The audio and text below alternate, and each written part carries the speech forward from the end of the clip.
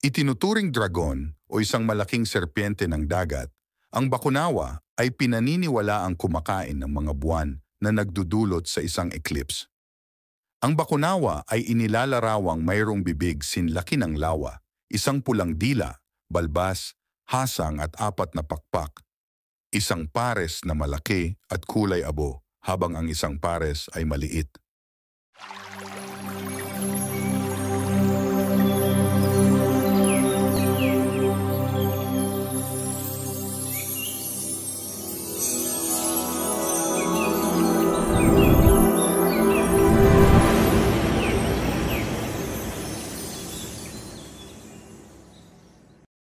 Noong unang panahon, ang mundo ay nalalang na may 7 buwan. 7 yaman na nagbibigay ganda at linawag sa lahat ng nasa balat ng lupa at ibabaw ng sangkatubigan tuwing gabi. Ang 7 buwan ay kinakatawan ng 7 dayaw, ang 7 diwata ng buwan. Sila ay magkakapatid na babae at lalaki, na may magaganda at maamong mga mukha at mga baling kinitang katawan. Lahat ng nilalang ay inaabangan silang lumabas tuwing gabi dahil sa magaganda at maamo nilang mukha at katawan. Dahil sila ay magagandahang mga buwan, ay sinasamba at pinupurihan sila ng lahat ng nilalang. Nang umawit ng papuri, ang mga ibon at sirena, narinig ito ng mga dayaw na diwata at sila ay natuwa. Dahil nahikayat ng mga awit ng papuri, si Bugan ay bumaba sa katubigan at sinalubong siya ng mga alitaptap. Nahulog ang mga ibon habang lumilipad at naging maamo ang mababangis na sirena dahil sa napakaganda at maamong mukha ni Bulan. Gabi-gabi ay bumababa si Bulan sa katubigan. Minsan ay kasama niya ang kanyang mga kapatid na sina Subang, Banulog at Haliya. Ang liwanag ng buwan ang nagbibigay liwanag at kaligayahan sa lahat ng mga nilalang. Ang liwanag ng buwan ay umaabot sa kailaliman ng pinto ng sulad kung saan naninirahan si Bakunawa. Ayon sa alamat, si Bakunawa ay isang napakagandang diwata. Si Bakunawa ay lumangoy kung saan naroroon ang mga diwata ng buwan. Doon nabigani si Bakunawa sa liwanag at ganda. Nakita ni Bakunawa ang mga sirena at iba pang laman dagat na lumalangoy at nakikipaglaro habang nagliliparan at sumasayaw naman ang lambana para sa mga diwata ng buwan.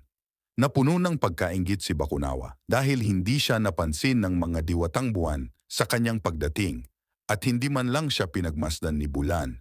Dahil dito sobrang nagalit si Bakunawa at nangako sa kanyang sarili na mapapasa kanya ang mga diwata ng buwan.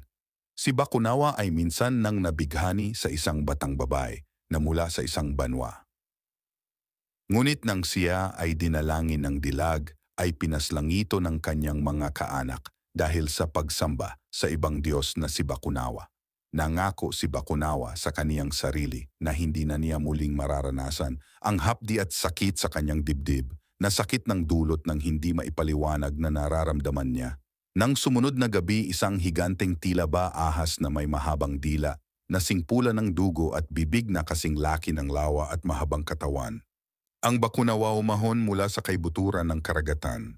Nilapan niya ang unang buwan at natuwa siya sa kanyang ginawa dahil napasa kanya na ang unang buwan na si Libulan. Bumalik si Bakunawa sa kaibuturan ng karagatan.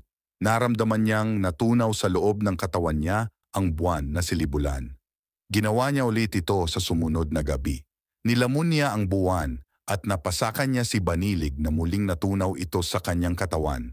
Ang ibang buwan ay nakaligtas tulad ni Bulan na kinuha ng Diyosong kamatayan na si Sidapa ayon sa mga kwento.